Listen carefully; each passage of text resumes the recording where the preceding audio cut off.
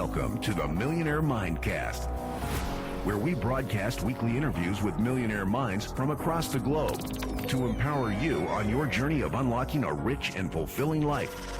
It's time to unleash your millionaire within. Now, here's your host, Matty A. What's going on, guys? Welcome into today's show. We got a great guest in Mr. Tom McCarthy. He is the CEO or board member of 8 companies, early stage investor in over 40 companies, and he is a worldwide philanthropist. This was probably one of my favorite conversations that personally I have had recently on the show, being that he has touched on so many different aspects through the different journeys of his own entrepreneurial career, his philanthropy, and also his spiritual journey. This guy has like this capitalistic, beast within him who knows how to go out, make money. He started from nothing and built up a massive amount of wealth. But at the same time, he also found this way of finding this spiritual balance in the process. He's done a significant amount of personal development work on himself and really made a major impact in the companies and the celebrities and the athletes and the CEOs that he's been able to work with. Wow. You know a lot of coaches, right, who don't necessarily, they haven't lived that, but they coach on it. He's somebody that not only coaches on it, but he's lived it. And he's got an insane track record of success and is constantly doing big things. And so we got into a lot of stuff today talking about NFTs and crypto and syndications and his idea on, whether passive income or wealth building is more important and finding that balance. We talked about, 3 big ideas in his new book that are coming out, The Breakthrough Code, and how you can ultimately live a limitless life and the steps that he has, 1, done himself, but 2, taught others to implement in their own journeys, and the impact and really the growth that these individuals have experienced. I've been in a lot of personal development, and I took a lot of notes in today's show. So I'm really excited for you guys to get to jump in and learn a lot of the stuff that he talked about, the 4 quadrants of success, a big energy guy, but also, right, this practicality and this reality of things outside of kind of this woo-woo realm that I love to play in as well, but it doesn't always resonate with a lot of people. So we got some really cool topics and content covered in today's episode. Don't forget to tag myself and Tom in the show. If you enjoy the podcast, don't forget to hit that subscribe button. If you're not subscribed, leave a 5-star review in iTunes. And if you guys want to head over to millionairemindcast.com to cover or look for any of the resources or things, links that he's talked about in the show, you can do that on Tom's episode at millionairemindcast.com. With that being said, let's not waste any more time. Let's dig into today's episode with Mr. Tom McCarthy right after this quick message from today's show sponsors. Well, I'm excited to welcome into the show today, Tom McCarthy. How we doing, brother? Good. Great to see you, Matt. I'm bundled up here in Northern California. It's cold. You're down in Southern California, nice Mediterranean, temperate climate. And, it looks like you got a beautiful office behind you. Where are you tuning into from today? Yeah, this is my office in my home. And, we're a little wimpy down here in Southern California. I didn't grow up here. I grew up on the East Coast, but it's a little chilly today. It might be, it's wintertime, but it's like 60 degrees. So I've got my heater on. Otherwise, I'd probably be wearing just what you're wearing. Tough life living here in California sometimes, right? We're pretty spoiled with the amazing weather. Yeah. So, people heard your bio before the show here today, and I know a lot of people are probably very curious, being that you've touched so many different industries and aspects of building wealth. And I'm curious where this all started for you. Where it got started for me was at a very young age, and not in a positive way. When I was 3 years old, my dad was a West Point graduate, Army officer, was sent to Vietnam. 1 month before he was supposed to come home, he was actually killed in action in Vietnam. And so I can still remember being 3 years old. I had a 2-year-old brother. I had a 6-month-old brother who was actually born while my dad was in Vietnam. And I remember my mom talking about, Dad's going to be home soon. And we were all kind of excited. And I'm looking out my window one morning. My mom's getting my little brother's dressed. I'm only 3, but I can still remember it. A taxi cab pulling up. Army officer getting out. I'm all excited. I think it's my dad. He's coming to tell my mom my dad had passed away the day before. Wow. And very traumatic experience in our family. A lot of fear, a lot of grief, all sorts of negative emotions. And when you have something that traumatic happen at an early age, life ceases to be normal. You start looking beyond the average, the normal life, right? Where it's black, it's white. That doesn't exist anymore. At least it didn't for me. And so I started exploring. And part of it came through, pain and fear and anxiety about life. But I started at an early age, not at 3, but earlier than most, I started reading things like, Wayne Dyer, if anybody remembers him. He's since passed away, but he wrote, incredible books about thinking beyond reality and shaping reality with your thoughts and with your mind. Wrote a book called, I remember reading The Erroneous Zones. Dennis Waitley, another great thought leader way back in the day, wrote books like Seeds of Greatness. And so I was reading those in high school or even, a little bit before high school. So I was always thinking differently probably than the people that I was around, but I was trying to fit in. I was tried to do well in school. I was an athlete, played some college football, but always had this part of me inside that was not satisfied with the typical explanation of what's possible and the confines we have to live within. So that really is where I started. And then I was the youngest hired by a Wall Street firm in their 50-year history at that time, which was many years ago. I did well with that, but I was kind of bored with it. I wasn't super enthralled with it after a couple of years. And so one morning I'm watching TV. I think it was a Today Show. I didn't even want to go into work that day. And I'm watching the Today Show, like a morning news show, which I never did. And a guy, Tony Robbins, came on. And this was back in the 80s. And he had just written a book called Unlimited Power. So this was his very first book. He's talking about it. I'm like, wow, he's not that much older than me. I got to read this. I got to read his book. And so I read his book very quickly, loved it, flew out here like a week later, flew out to California, to San Diego, by the way, where he's based, and went through one of his programs and then ended up coming on board to run all sales and marketing for him in my mid-20s. And so we had a great run. I did that for about 3 years. And then I really got into my own company, started my own company, not to copy him. I actually focused on the corporate arena. So we've got clients like Salesforce, Microsoft, MetLife, big financials, big tech companies, and we help them grow. We work with their CEOs and executives. We've also worked with Olympic gold medalists and worked with tons of entrepreneurs too. So I've got a passion for business. I started many businesses. I've had some great exits from businesses, and I just started 2 new businesses this year. So we've got a lot of passion around not just coaching and training, but actually getting in there and starting and running and just helping my businesses to grow too. I love it. Well, it sounds like, you've touched and seen a lot of different entrepreneurial endeavors, whether it's your own personal experiences or being in proximity and having exposure to so many other ones. And we have a lot of entrepreneurs, a lot of business owners, a lot of wealth builders that listen to this show. I'm curious what some of the common threads that you've seen have made some of the most successful either individuals or companies, and what some of those qualities or characteristics that you believe are important and imperative in today's landscape. Yeah, I just wrote a book that's going to be coming out February 25th called The Breakthrough Code. And it really does have kind of what I've observed. I try to take super complicated topics like how do you become super successful? Or in this case, how do you create a breakthrough? How do you shift reality? That's what I'm really trying to help people do, because we have the ability to do that. We don't have to live within the confines of what everyone else says is possible. The great people have never done that in life, right? I mentioned to you before the show, average conforms to reality. Average people will just say, all right, what's possible? Let me just fit in. But greatness creates a whole new reality. It's like beyond anybody's level of thinking. And that's what I see the most successful people do. How do they do it?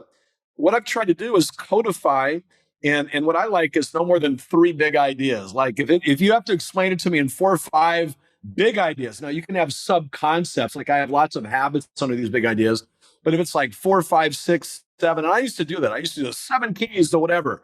And I remember I'd be out speaking somewhere in the world and I'd get to key number 5. And if I didn't have a PowerPoint to look at, what's key number 5? I didn't even know what it is. It's too many. So I like 3 big things. And this book is a parable. It's a story about how to live a life without limits. So hopefully it's really captivating. But there's three big ideas. Number one is anybody who's going to be great at something, what they do is they're not trying to be great at everything, right? So they focus on less. They focus in like a laser instead of just trying to light up a whole room like a light bulb. They focus on less and then they obsess. Now, the obsession is scary for some people because, a lot of people think, oh my gosh, I've got to work, 22 hours a day and just be, always thinking about whatever's my business or whatever it is. Look, you start a business, you're going to have to work hard. But I don't believe you always need to have the mentality that I'll only be successful if I work 20 hours a day or if I only sleep like 3 hours a night. That's crazy. Because what I'm talking about when I say obsess is not a conscious obsession. It's a super conscious obsession. You've got two minds. You probably know this. You've got the conscious mind, which can process 40 bits of information per second. Pretty good. 40 things in 1 second. Not bad. But you've got a super conscious mind where your habits reside, where energies and creativity far beyond the conscious mind reside, and it can process 40 million bits of information per second. You should be programming the obsession down into your superconscious every morning when you're in alpha state, right when you wake up, every evening before you go to bed when you're kind of in that daydreamy-like state, and then maybe a time or two during the day, just for a minute or two. So consciously, you're not thinking about it all the time, but the superconscious never sleeps. And once it knows what you want, it will find the resources. It will connect energetically with the right people.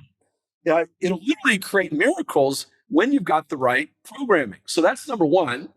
The second thing, so now you got your focus down, you've got the programming down. There's some habits that we teach in the book around that. But the big idea you got. Now, number two, what do you need to do? You need to upgrade your story to upgrade your life. So what's the most powerful story you'll ever hear, Matt? The one you tell yourself, man, right? There you go, baby. You got it. That's right. The one you tell yourself. And a lot of people are telling themselves stories about, who they are, what they're capable of, what life means, that they inherited from, their mother or their dad that thought life was really tough or thought you had to battle every day and you could never get ahead. And we don't even notice these things, but we take them on because from 0 to 6, we don't have any filters. The mind is completely open. And so everything that you ever hear from your parents is coming in and you're taking it as true because they must know more than me. I'm 3. And we have to start delineating and just saying, hey, look, this is not accurate. Well, even if it was accurate for my mom or my dad or someone else that I met way back when, I don't want it to be accurate for me. And we can start changing. We can start shifting inside because everything's created twice. First inside, then outside. You got to really work on the inside first. And my son, I was just talking with him like 2 days ago, and he called me up and said, Dad, because one of the programs that he's learned from me is to program his mind internally that, I'm always in the right place at the right time. And he is. He's always been in the right place. He got into Harvard. He was a college basketball player, point guard, Division I college basketball player. But yesterday, or 2 days ago, he said, Dad, never believe what just happened today. He goes, I'm walking down the street. He lives up in LA.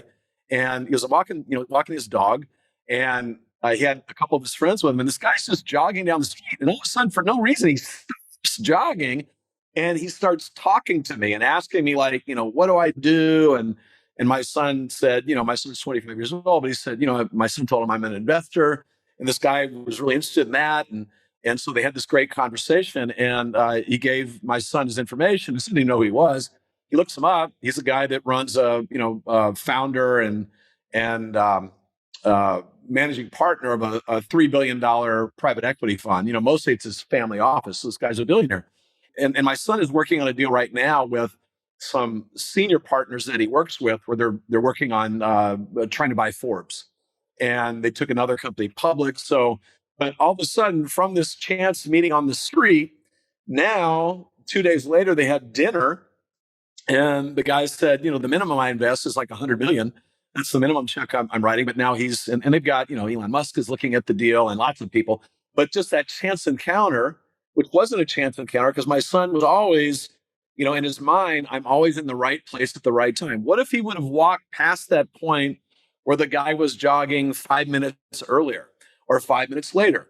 But the mind, the superconscious, has the ability, once it's programmed, to produce these kinds of events for people where we go, oh, that person's really lucky. No, they just are running a better story in their mind that's creating these opportunities.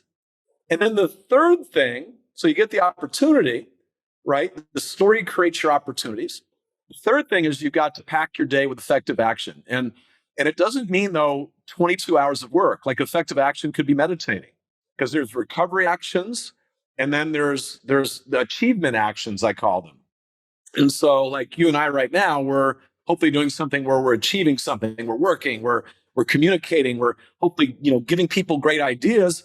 But 30 minutes ago, before I was on with you, I was sitting in one of these chairs and I was meditating. And I didn't look at it like, okay, I'm not doing anything. I'm like, no, I'm infusing myself with even more energy so I can come into this experience with you and be at my best. So effort times effectiveness equals results. Maybe you put 8 hours of effort into a day. I put 8 hours of effort into a day. But if you're 4 times as effective with your effort, you're not working any harder, you're not working any longer. But if you're 4 times effective, as I am, you get four extra results I get. And I'm looking at you, hey, wait a minute, I'm just as smart as him. It doesn't matter how smart you are, how effective are you? And so we've got lots of habits that align, but that's what great people do. They focus and they create a super conscious obsession where powers start working in their favor. They upgrade their story. They first get rid of the old crap they've been dragging along, and then they upgrade. And that, by the way, that's a lifelong thing, Matt. We never will be totally upgraded. It's like your iPhone or whatever phone you use. There's always going to be another software that's going to come out that's going to make it even better. And in life, we have to be willing to do that, to say, you know what, I thought this way for a long time, but I'm going to let that go. I want this new programming. And then they take action. That's what the great people do, from what I've seen. I love it. I love it. I'm just like you. I'm a student of life. I'm always looking for my next teacher, and there's always things to be learned from other people that have had, great success. And based on where you're at in your journey, right? There's common threads and themes that no matter who you are, how successful or unsuccessful you are, if you're looking to top grade and level up and break through new ceiling and make it your new floor, you can implement and test and tweak and optimize these things. And I love what you talked about in these 3 steps. And a couple questions that come to mind is, we've heard a couple different narratives around obsession, right? And I agree, when you're first starting to kind of get over that first kind of summit on your journey, there's got to be that obsession where you are grinding and hustling. But there's a lot of different stories that people have heard and been told. Obsession is kind of sometimes a dangerous word, but at the same time, like you said, there's balance that can be found in that. How do you suggest people find balance in that obsession without tipping too far in one direction or the other? Yeah, that's kind of the big point. I think I do not want to be consciously obsessed with something. I want to be super consciously obsessed, because my conscious mind is limited. It's like an old 1970s computer, right? It can process some, but it's not like having a brand new super powered, laptop or desktop. So that's the super conscious. So the way that I teach to program it is a couple things. We're all here, I believe, to fulfill a life purpose, right? Mark Twain said the 2 most important days of your life are the day you're born and the day you find out why. And then our purpose extends into not just our work and companies, it extends into everything we do. I teach people that your purpose is not what you do, it's what happens in other people when you do what you do. And so my purpose is to help people experience life the way it was meant to be experienced, without limits. And so I can do that with my companies. I can do that with my own wealth creation, my investments. Because if I literally have like a huge goal, a net worth goal, which I do have, by the way, and I've done well, but my goal is even way bigger than what I've done. If I accomplish that, I don't just get the money. Like, the money to me, it's like, okay, I've got enough money. But expanding reality where that becomes something that is real for me, now I get better at helping other people do it. So I connect that to my purpose. So I think whatever you have, and I don't even like to call it a goal, because when I think, here's my goal, it's like, okay, maybe I'll get to the goal. I call it my result. So I create results first inside, and then I do my best to make sure, and I don't win all the time. Nobody does, but I win more than I lose. And so creating that result, and then creating the reality where that result matches it, right? Where I have that result, but I connect it to my purpose. I connect it back to why I'm really here, which is important. I'm not here to make a bunch of money. I'm not here to have a very nice home and homes, but I'm not. That's not why I'm here. I'm here for more reason, something more deep and powerful than that. But these are proof that reality can be bent. Because I tell people, if I can do it, anyone can do it. So the obsession part, the thing I would do is every morning, every evening, and then probably one time in between, or maybe more. So just a few times, you have to remember to do it. We're programming the superconscious, and I've got this habit. I call it see, feel, believe. So see it, feel it, believe it. Whatever you want, you've got to see it. You've got to see it pretty clearly. And if you don't visualize well, describing it to yourself. Now I'm looking at my bank accounts and I see them, with this amount of money. And so if you can't visualize well, I tell people just describe it and you'll start visualizing better. But see it, feel it. What does it feel like to know that your business is already that place of what you see as incredible success? And then believe it, like really have a feeling of certainty that you already have it.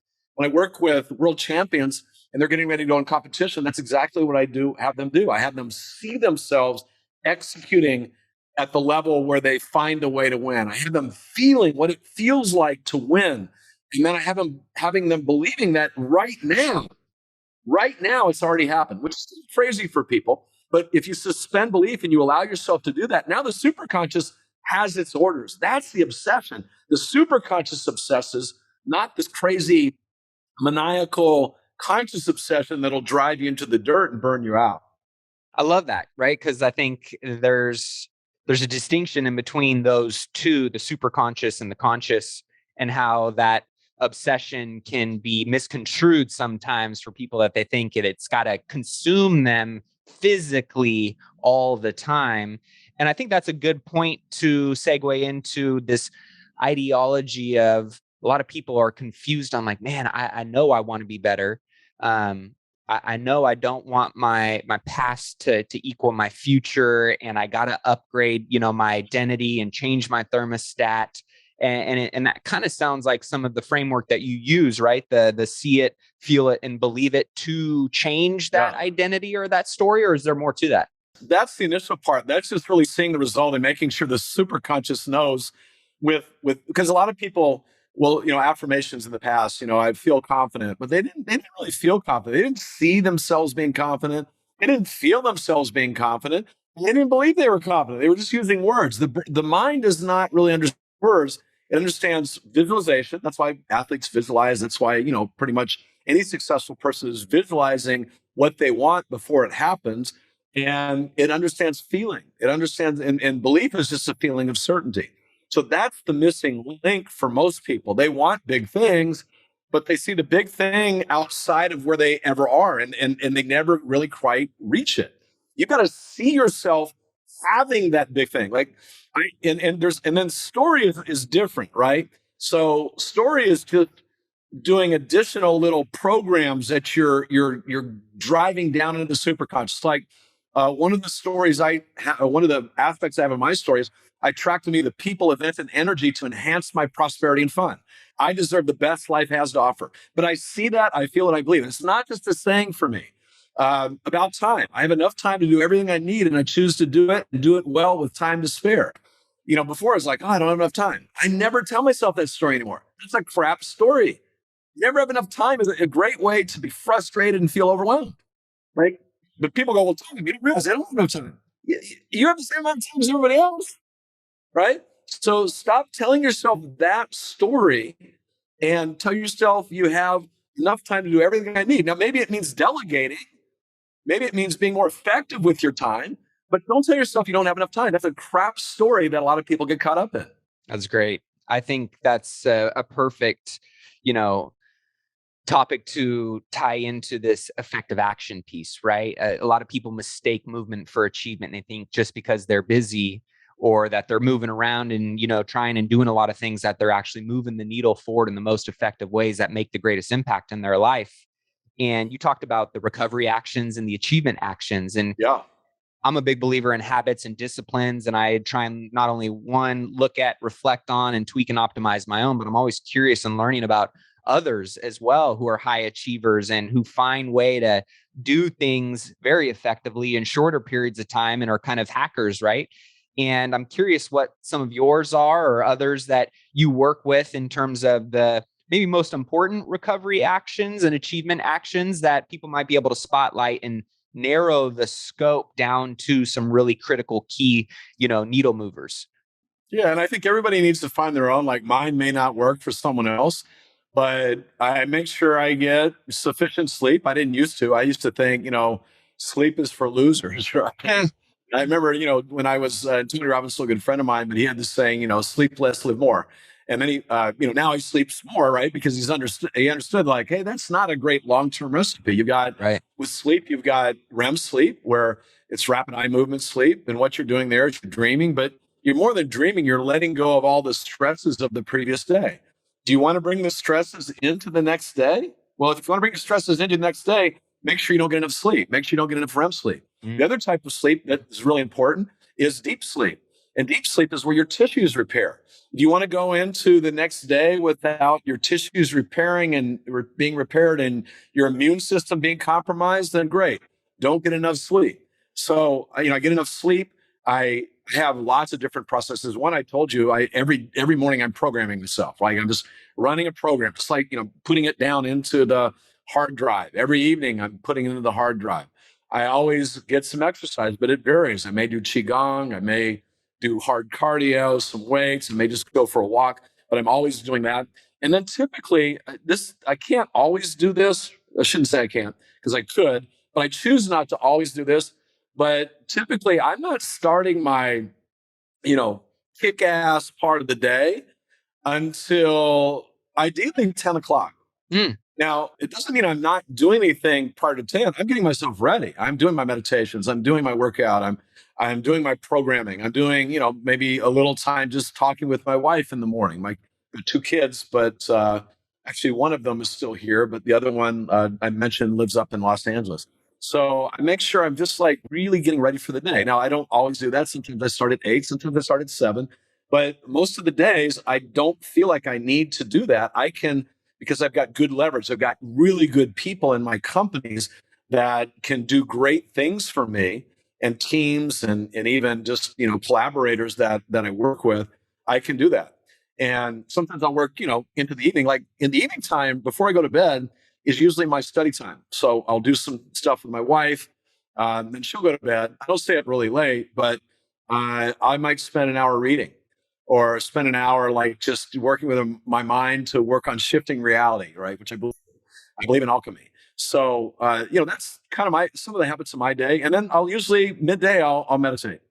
I'll do some form of meditation or something like that, or something fun too. Something fun in my day is always a great habit to have.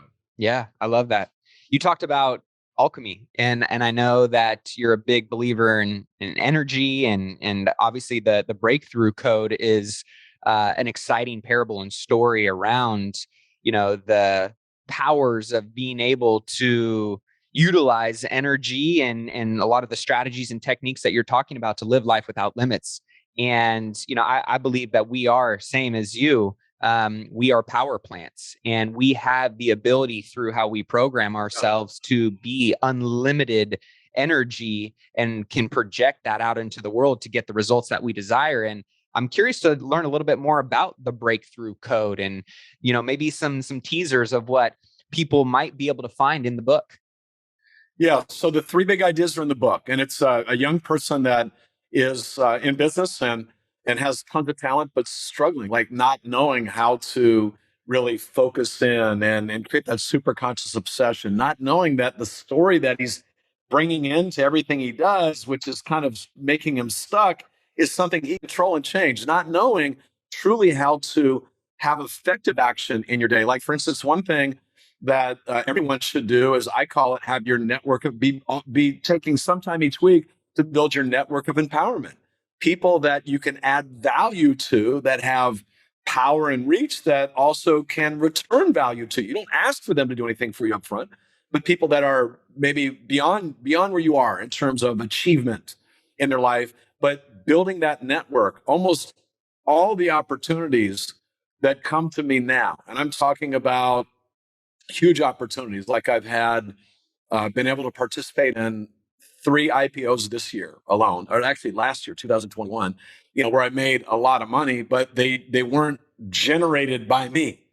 I added some value to people that then had these opportunities and then came to me and asked me if I wanted to participate at like the sponsor level. And so I made millions. That came through my network. It wasn't me being smart or doing things like that. It was my network that I built over the years. And so if you're a young person, keep that in mind. Build your network. Another thing I would say really quick around action is that there's been a lot of talk over the years that, only do what you love. Only doing what you love is good to a certain extent. But what I find, the true leaders in life, the true people that achieve greatness, they sometimes will do what they hate to get what they want. I'm not talking about doing anything unethical or illegal, but just things that they don't really like to do. Like when I was writing the book, Breakthrough Code, one thing I don't really like to do, I'm not super detail oriented. And so I'd write, a chapter, and then I had an editor, and, she would send back like, some ideas. I'm like, oh my gosh, now I got to read this thing through. I already read it once. I got to read it again. And I would hesitate, but then I would get in. I'm like, oh, this is fun. Like a new idea would pop in my head. And I actually found that I like doing it. And meditation, I used to like, how am I going to sit there for 20 minutes? Come on, this is crazy. Right. Now I love it. It's like the tool I have that if I feel a little frazzled, I can just like reclaim energy and have great ideas pop into my head. So avoiding what you think you don't like is a recipe of like staying where you are right now. We have 4 quadrants that I talk about in the book. And again, the book is a story. So you get to learn through experience and mentors, and hopefully it's a lot of fun and stickier. And when people pre-register or pre-buy the book, because the book's not out until February 25th, but if you pre-order the book, I also have a master class that we're giving as a bonus that's only $495. It's a couple hours where we really coach you through this concept. But one of the things we have is imagine 4 quadrants. And on the bottom, you're measuring, and you're going to put actions in each of these quadrants.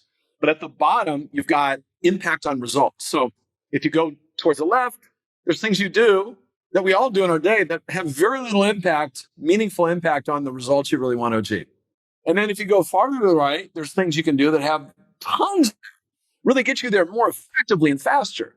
But then we have the other axis. So the x-axis is horizontal. The vertical axis, we're measuring likability. There's things you do in a day that you don't like. There's things you do in a day that you love to do.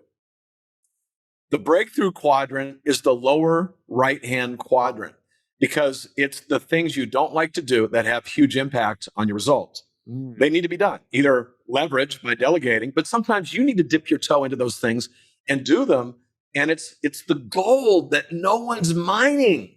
It's like, oh, I'm not good at that. I can't do that. Hey, if I stuck to all the things that I wasn't good at, I wouldn't be doing anything I'm doing right now. I was so shy. I was a crappy speaker, and now I do it for a living. I never thought I could do that, but I didn't even like doing it. I didn't want to do it, but I did it, and I got better at it. I wrote 2 books on how to do it now. Leadership. When I first started in Tony Robbins' company, I was in my mid-20s. I didn't know how to lead. I was a fish out of water. I was not that great at it, but I decided to learn how to become the best I could be, and I studied the best. And now I feel like I'm a really great leader. Not because I was born that way, but I worked to develop that in me. And I didn't like it at first, right? So this is part of getting out of your own way, is letting go of all the old beliefs you've had about yourself and really recreating yourself every day. I love that. I think one of the things that I just wrote down was avoiding what you think you don't like as a recipe for staying where you are. And I think that's so important. One of my mentors always says, repetition is the mother of all success. And whether it's on things that you like to do or don't like to do, if it's required to unlock, whether it's the next level in your career, your job, getting that pay raise or bumping your, your career, or it's taking your marriage or your parenting to the next level. You have to do what is required. So I really love that, because I think a lot of people now, right, they just they float towards what is easy. They float towards what, feels warm and cozy and fuzzy. And I know for me, what's built the best character, the most grit, the most confidence, honestly, has been the shit that I don't like doing. And I did it anyways. And looking back, I'm still whole. I still got a pulse. I'm still alive. My wife and my kids still love me. Okay. Like that builds confidence, and that builds skill. I call that weaponizing yourself. You put more tools on your tool belt that you didn't have were there. And it doesn't mean you have to stay doing those things forever, but at least, and I'm sure you can attest to this as well, the most successful and impactful people that I've met or seen, they went through and sludged and trudged through the mud and did a lot of things that they didn't like early on until they earned the right to not have to do those things anymore, right? Yeah, absolutely. I love you've got Einstein behind you, because that's one of my heroes. He said everything's energy, and energy follows thought. So that's what we're talking about. And being an alchemist, it's really using thought. Everything is energy. The laptop that we're looking at, or in my case, a desktop. The chair I'm sitting on. Me as a human being, you as a human being. That hat you're wearing on your head is just condensed energy, right?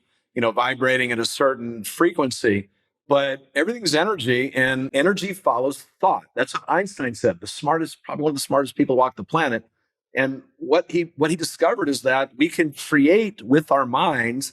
We do need action, but even the action will be guided by your mind. If you've got the right, because the action you take is determined by how you think and how you feel. That the story that you're telling yourself, that determines your action. So even action comes from thought. Yeah. It's energy that's emanating from thought.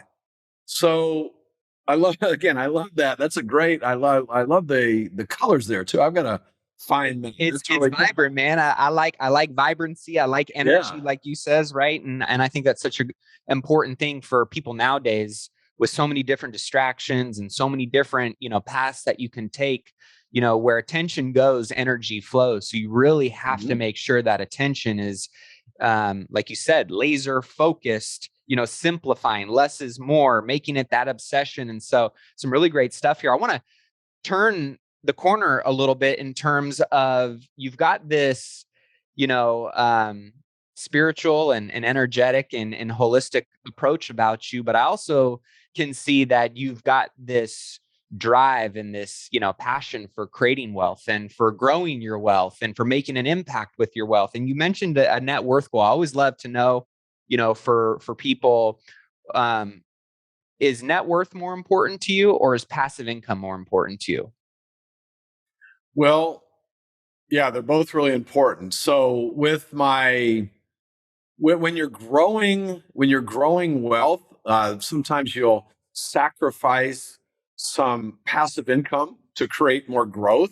I've got different things I invest in. So I invest in a lot of commercial real estate, which has great passive income. Yep.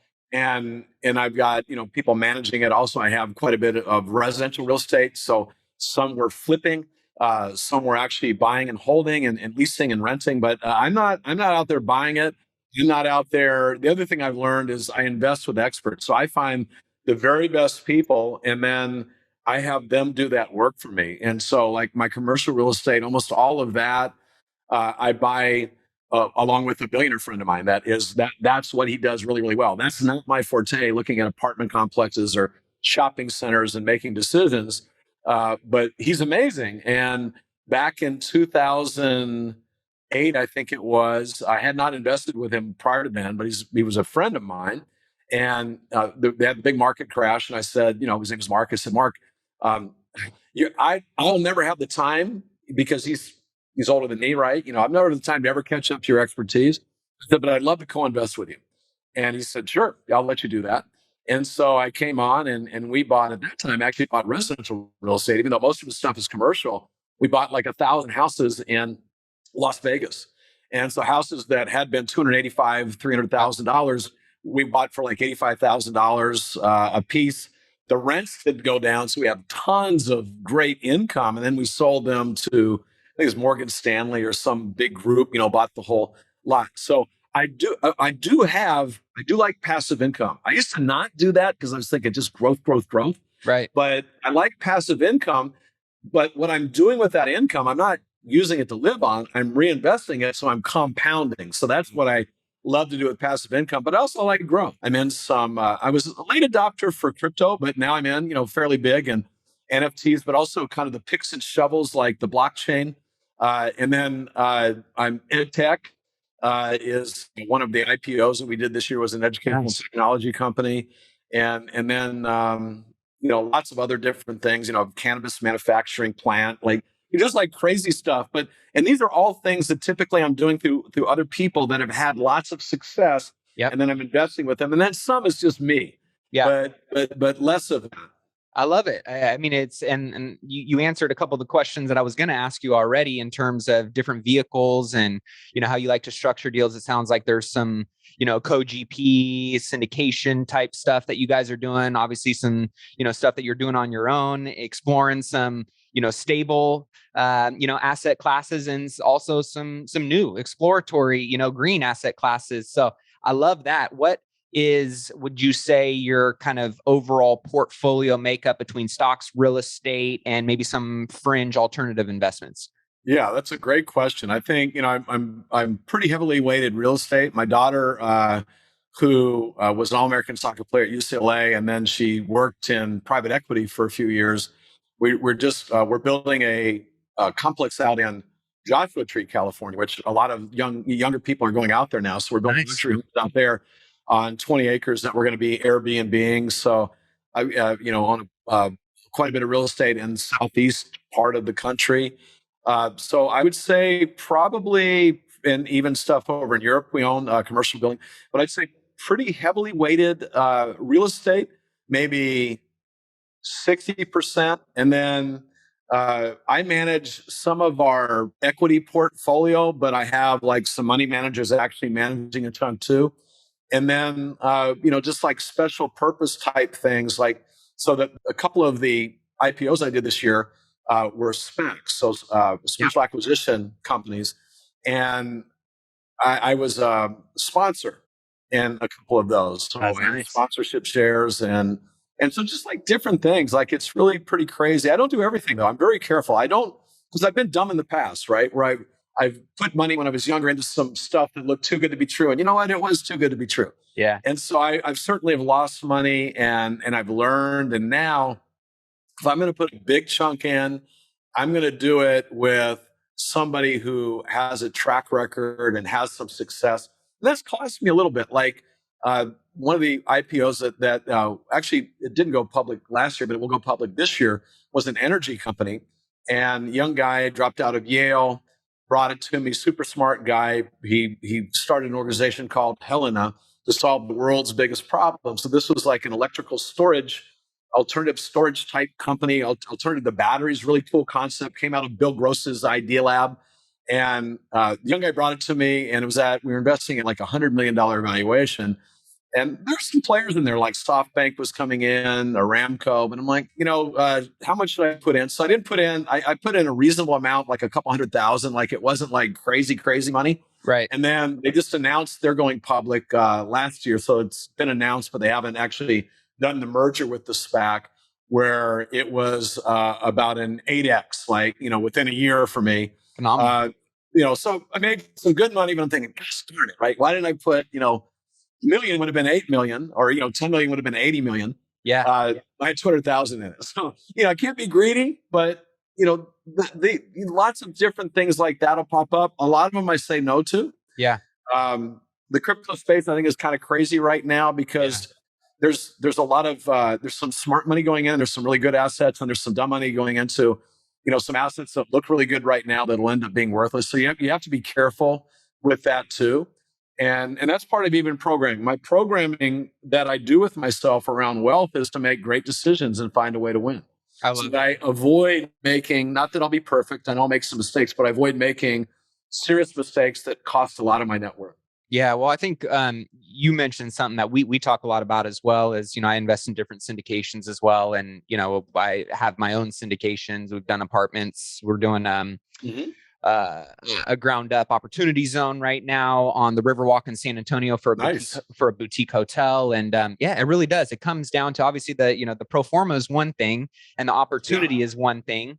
Obviously the opportunity within the market and where that's at, but also like you said, the most important thing is, if you're metaphorically looking at yourself as a jockey and you're getting on a horse, does that horse know how to run the race that we're trying to run in order to take what's in that pro forma and actualize it in real life? Because as an operator, that's one of the hardest things. You can sell a great story, but the execution of it is a whole nother thing. And so track record, right, I think is, like you said, very, very important. Reputation.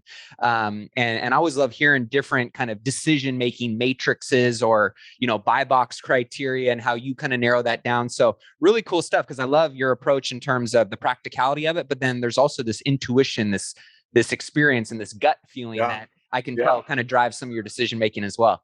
Yeah, absolutely. So as you have, made a significant amount of money, a big piece is, that there's a skill and, characteristics that go into that. But then there's this other side of it is, how do you keep as much of it? How do you protect as much of it as possible? What different tax strategies, estate planning strategies do you kind of subscribe to? And as a follow-up question to that, is wealth something that you want to make legacy-wise and pass on to your kids? Is it something that you don't care about and you want to spend it all before the end of your lifetime or give it away? What's your take on that? Yeah, well, I've told my kids. My kids are going to be really successful. They already are very successful. So sounds like it. But I told them, I told them a long time ago, hey, we'll give you a little bit, but go make your own. Like, I didn't have anything, and I think you mentioned this at the beginning. That's actually a benefit. Like we live in a really nice area here, and so a lot of families around us are fabulously wealthy, and they would be friends of my kids, and my kids would come back and say, well, so and so, their mom and dad gave them this, and this. I go, that's awesome. Like, you're not getting it. Don't ask for it. Yeah, right. And they go, Dad. Like, I think at one point my son, he was being funny, but he goes, Dad, you're the and my wife too, because my wife is actually very, believe it or not, frugal, right? Her dad was always that way, and he accumulated actually a pretty nice net worth, but he was an FBI agent, right? Retired at 50, but was always investing and started a bank and did all these great things. And so the joke he used to say was that, you guys are the cheapest rich people, which we're not cheap, right? We're not cheap. But cheap in terms of him, right? Because, right. But it's helped him. I said, look, I want you to learn how to make it. I don't want you to just like be someone who's it's given to. The wealth that we accumulate, some will go to the kids, but not a small portion of it. We want to give it away. We want to very cool impact the world. I believe health, wealth, impact. Right? You want to be healthy, because if you're not healthy and feeling good and just healthy in your body, but healthy in your relationships, healthy in the way you treat the planet. Like, if you're not doing that, then you don't feel good. And then it's harder to create wealth. And again, wealth, not just financial wealth, wealth in relationships, wealth in all these different aspects. So, you work on your health, extend your life, becoming, more vibrant, energetic, feeling good, seeing the world in a positive way instead of focusing on the negative. Then work on wealth. And then when you have that, then you can create true impact, not just buying the toys, but creating true impact on the planet, which is, where I'm steering towards doing with the money that we have. I love it, man. I mean, you've got this capitalistic spirit, but you use it in such a impactful way. And I got a lot of admiration and respect for that, because obviously, especially in today's world, right? Capitalism is a touchy subject for a lot of people, especially in our country. And I believe it's one of the greatest things that, has ever been introduced to America and in the world in general, through innovation and creativity, and how it's made an impact and bettered so many different things, but also that you found this, what feels like a pocket, a sweet spot of, the other qualities and balances that go along with that sometimes people can get, pulled in the wrong direction from. So I just want to say thank you, man, for your time today and the conversation. So many insights and things that you've shared. I know there's going to be a lot of people that want to get the book. They want to, follow what you're up to and hear more about your content and the material that you got out there. So where's the best place for them to do that? Now, the book is probably the best place to go right now. I do have a website, tommccarthy.com. But the book right now, if you order it, as I mentioned, there's normally it's a few hour masterclass. We're giving it away for a $19.95 book. And normally it'd be like, $495 for the masterclass. So I really wanted to incent people because I put my heart, my soul into this book. I'm not doing the book for the money. I really am doing it to get the word out, to show people how to live this amazing life. So we wanted to make a big incentive. So that would be a great place. And there's, right away, even though the book doesn't come out till later, you get the master class where I'm coaching you through these habits in bite-sized segments where you can really take action on it. The other place would be Instagram. I was never that big on social media. I've got a decent following, but I never did that much. But now we're starting to do it because I was always working with CEOs and corporate leaders and just in my own businesses where I got paid to go all over the world to speak, but it would be for Microsoft or that type of thing. Now with a book, we're trying to help more entrepreneurs and people that are on your show here. So I'm doing more social media. And so Instagram at the Tom McCarthy. And I put the in not for ego. I don't think I'm that great, by the way. But Tom McCarthy was already taken. So the Tom McCarthy. And if you follow me there, I'm starting to do little videos and all sorts of other cool stuff. And then we'll be building out a YouTube channel too for people that will be on the way. So those are some ways, but the breakthroughcode.com is a great way to get started. And I hope people really take the knowledge in the book and put it into their lives because there's so much more we're capable. There's so much more we're capable of. Even myself, like I know there's so much more. I'm not done yet, and I'm 60 years old, right? I started thinking in the late 50s, hey, should I slow down, right? Do I really need to do more? And then I started like 3 new companies last year in 2021, and it's been awesome. I love it. Well, we'll be sure to link all that up, guys. Go and check that out, millionairemindcast.com. We'll have all the links in the show notes on Tom's episode. And obviously you can head over to all the resources that he mentioned and check out what Tom is sharing with everyone. Get the book. If you enjoyed this episode, be sure to tag Tom on social media, Tom McCarthy and Official Mattier. Don't forget to hit that subscribe button so you never miss another episode. If you enjoyed the show, leave a 5-star review. And Tom, brother, thank you so much for your time today. Really wonderful meeting you. And thank you for all the great work you're doing, Matt.